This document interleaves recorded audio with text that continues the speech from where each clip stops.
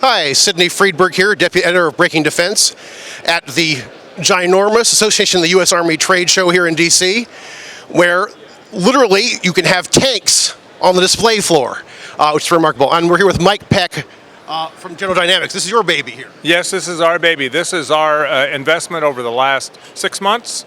You know, we've been listening to the Army on its next generation combat vehicle desires. And so some of the things that they said they would like to see on a combat vehicle, we've incorporated into our Griffin 3 technical demonstrator. So point out a few of the features just here on the front, because we got the turret, we got the gun, we've got a lot of the anti-protection systems. It's got an integrated active protection system inside of the turret, so all of the things are, the electronics are inside, not hanging on the outside. So it can shoot down basically incoming tank rounds, anti-tank rounds, and missiles and so forth. Well, at this point in time, I think active protection can only do the anti-tank rounds, not the tank rounds with a sabot, but I mean all of the chemical warheads it can defeat. Right. But the real unique thing is that this gives you 10x capability over any other Army platform in lethality. So what you see up here is a turret and a gun that we've been in the cradle with RDEC. It is a 50 millimeter cannon auto load on a GD design turret. And it elevates to 85 degrees. The Army said it needs that for its urban fight. Just to take out things in the high windows up ahead. You know, 12th floor of the Sears building, whatever it is, the city you go into. And so it elevates to 85 degrees, so you can see it's pretty significant up there.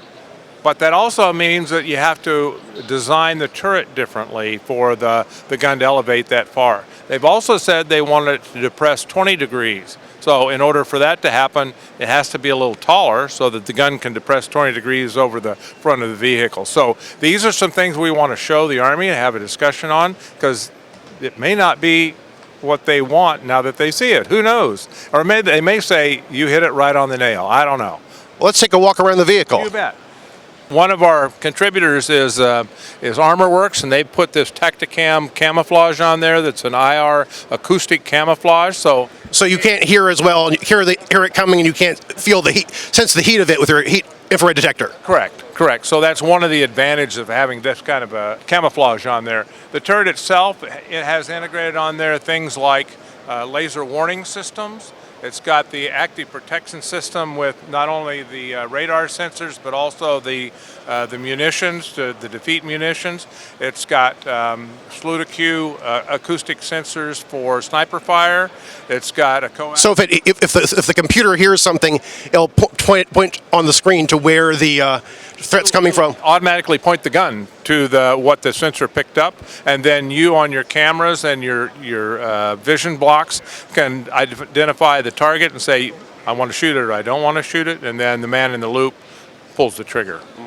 So there's still that element of human control, but there's a lot more computer assistance than you would have in any current tank. Correct. It'll also have waypoint navigation, so that as the driver or the co-drivers are worried about slewing the gun or identifying targets or doing other kinds of activity, the vehicle will do point-to-point waypoint navigation along the planned route. It also has sensors that will tell you there's something in front, stop, renegotiate your route and reroute, and it will automatically do that. That's cool, because we hear about driverless cars running people over now.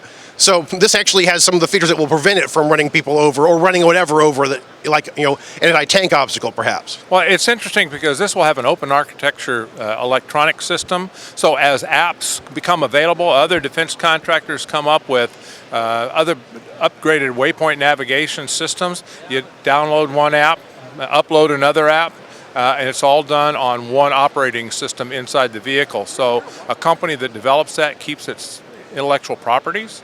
All we're doing is providing interface onto the computer system, which will also give you deep cyber capability to protect against any kind of intrusion. So we think it's a really valuable system to have. So instead of I need a new sensor or a new defensive system or a new whatever, I have to wire a new box inside a turret, you just stick the appropriate antenna or sensor on the outside and sort of made it up on, not quite on Bluetooth, but you basically connect to the existing system and it's there. Correct. Your iPhone had 20 apps when it came out.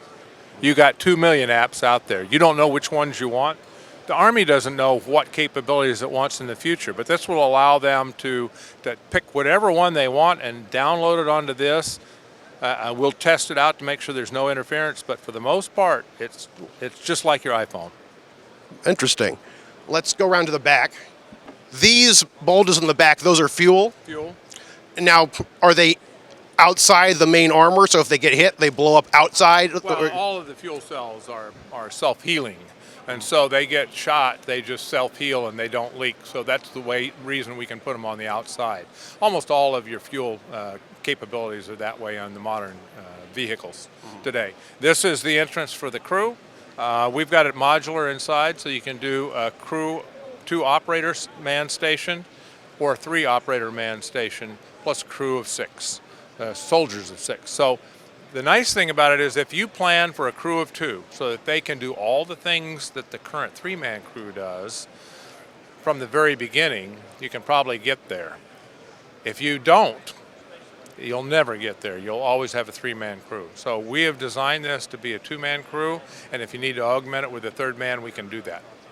Understood. So you have a lot of flexibility just in terms of the number of people running this built in from the start. Yes. Yeah, you can do 2, 3, you can do 5 in the back, you can do 6 in the back. It depends on how the Army's force structure makes this vehicle designed to work. And that's powered by this 800 horsepower engine. So it drove itself onto the floor here today. Yes, it did drive itself on the floor. It's a real vehicle with real track, with real mobility right now. Now, what is that little mini airplane drone thing doing sticking out of the top? That's not where you usually see one. Okay, so we have a partnership that we just made an announcement on this morning with AeroVironment. So we're using their UAV capability on our platform. So this particular one is a defeat mechanism. It's an explosive warhead UAV.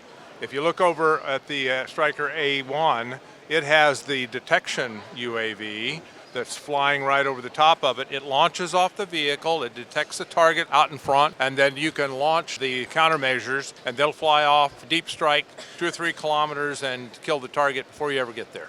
And how many of those can this carry? 9. 9. Thanks very much. You're welcome.